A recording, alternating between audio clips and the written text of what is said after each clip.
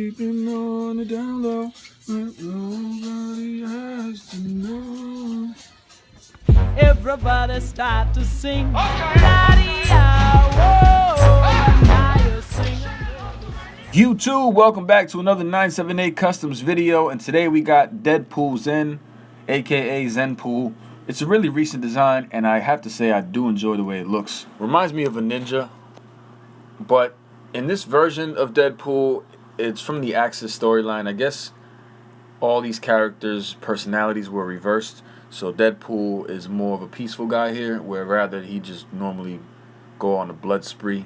But design-wise, I will say he does look awesome, and it's just one to have. So I really hope Hasbro makes this eventually, and I can give you a look without the hood really quick. The hood does come off, so either way, it looks pretty good. I like it with the hood only because it kind of completes the costume, but without the hood, it looks just as fine. And I'm sure a lot of you guys are aware that there is a new Deadpool wave coming. So we have a Deadpool in that. And supposedly there's another Deadpool wave that is rumored, but some people have confirmed it. Shout out to Rectangular. I almost forgot to include his staff. In the comic, it's actually a rake. He carries a rake. I have a broom that I grabbed from Brother Voodoo, but I didn't have time to paint it, so I just decided to have this staff. I forgot where this staff comes from. Maybe Baron Mordo, I'm not sure. But it looks pretty decent enough to go with this Deadpool, and so I decided to click it with them. What do you guys think? Yay? Nay? Maybe? Either way, that's what he has. And I feel a little awkward about Deadpool not having any katanas or guns. So I did include those two knives. The holster on the leg doesn't even belong there. It's not comic accurate. But I had it on there because it is white. And instead of a gun, I just slipped a knife in there. You know, he might want to chop down some, like, vegetable plants or something like that. So, you know, he's definitely working in his garden. He has a rock garden, actually. Closer look, sculpted the beads, drilled in some holes in the arms, and I painted the wristbands. I wanted to sculpt them, but paint did fine. And I'll explain everything else in a second. If you want to make yourself a Deadpool Zen, all you need is a Bucky cap. In this case, I used a eel. I almost said Blizzard, but they're exactly the same. I used an eel figure, a Taskmaster for the hood. Let's just run through it real quick. Like your standard Marvel Legends, everything is articulate. I cut into the foot to give it that ninja shoe. This comes right off. It doesn't belong on it, so you don't have to keep it on if you don't want to. This back piece also comes off. That's the reason why it was kind of slanted, if you noticed it on the rotating disc. This one is not. This is glued in. And I didn't glue the back in because I wasn't sure if there was enough room to put the belt back on. But at first, I had glued the front piece to the bottom of the waist, and realizing I made a mistake, I had to rip it off. I'll show you that really quick. I took this waist thing from Baron Mordo. It was like his skirt. I just cut off the back, and I sculpted it in. It turned out a little lopsided, and I had to remove it. But it wasn't just for that reason. I removed it because if you were to take off the belt, it would just look weird, and I figured that maybe I could just attach it to the belt. That way when it's on and off, you'll be able to have different looks for them. So that was just something I did last minute. And then I had the back painted, but I stopped because I didn't know if there was enough room. Oops, sorry. I didn't know if there was enough room that if I were to glue it in the back, it would fit on his waist again. So I decided to not leave it on there. It's an option if you want it. Most of the time the figure will be posed from the front, so you'll see that front piece hanging down. You won't really see the back. And I painted the belt with Angelus leather paint. Same with the hood, just because it's more flexible, so the paint is a lot more durable. This head, everything else is Model Masters acrylics. These beads were sculpted, and I tied them into a string. At first I had them onto like this bendy wire, but it was giving me a hard time. But this knife comes from like a Lego Mega Bloks Ninja Turtles Leonardo. And this back piece, I'm just going to show you how to put it on really quick, because it is a simple slip in once you figure it out. And it will hang on, it won't shake off. It's pretty sturdy in there once you lock it in. So you have that choice. Shake, shake, shake, Shinora, shake your body right. So it will hold on. Personally, I'd probably take it off just because it's not glued in. And this head is a eel head, just repainted, watered down some white, some black, and did the reverse of the back in black.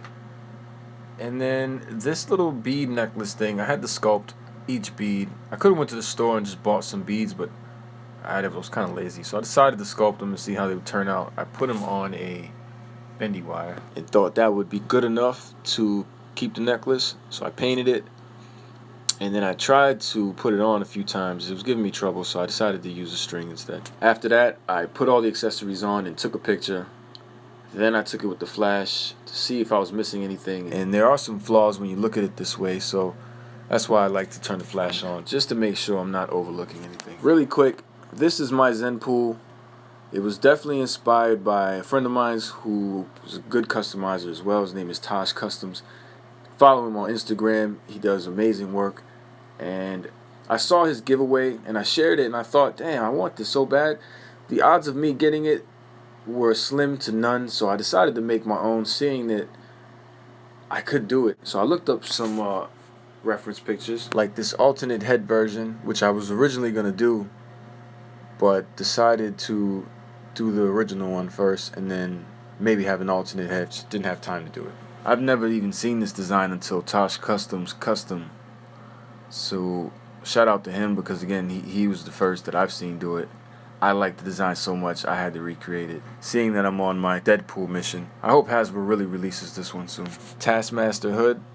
And as I mentioned before in a previous video, I'm having trouble painting accessories with acrylic paint, and so I decided to use Angelus leather paint. This has a lot more flexibility, so you can, fold your hoodie up. I wouldn't do that, but you'd be able to take it on and off and worry less about any paint cracking. It's designed to withstand creasing and wrinkling. But like your standard Marvel Legends, everything does move. The knees are fine to bend. The ankles, the elbows, the upper arms, everything is prepared enough where you'll still be able to get any pose you like. So feel free to pose your figure around as you're supposed to. Deadpool Zen on the left, and if you want to see him compared to another Deadpool, we can do that really fast. There they are, and you see that they're totally different. The bodies are similar, but the head sculpt on the original Deadpool on the right is totally different than the Blizzard or the eel head, so they are different in a lot of ways. But if you are a Deadpool collector, you know he's a Deadpool when you see the Zenpool. And I personally think that it would look good on your shelf. There's not so many Deadpools out right now. What is it? This red one. There's the Hascon, which is the X-Force. And then the Back in Black. So there's 3 Deadpools out at the moment.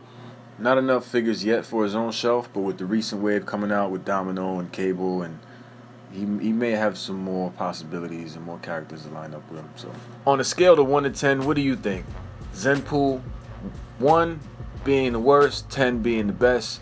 I'd probably say it's an 8, because there are some things that I did leave out, like the boots and the wrinkles on the bottom of the pants. I just didn't want to do that. Also the shoulder things that cover over the shoulder. So for me, it's an 8. Overall, design wise, I think the design is a 10. It looks beautiful. Shout out to Tosh. You did the damn thing on that, and he gave his figure away. So but yep, if you like this video and you want to see more Spider-Man and Deadpool customs and more Amalgam comic customs, feel free to like this video, comment down below, let me know your thoughts. Feel free to subscribe if you haven't, and if you have, thank you very much. We're almost at the end of the year. I'm very happy with what we made so far, and thank you guys for all the suggestions and for showing the support for so long, and I can't wait to see what next year brings. Now you're singing with a swing.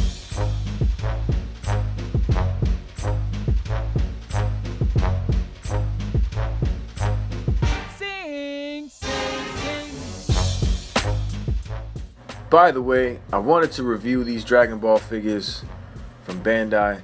Let me know if there's something you want me to do. These are my neighbors. He's ecstatic over these figures. He has the entire wave, so he wanted me to do these 2 first. Let me know if there's something you guys want to see. If so, put it in the comment section so I can finish this up. This is all I did so far. And I kind of like these figures, so I wouldn't mind reviewing them. But you guys let me know what you want to see. Thanks.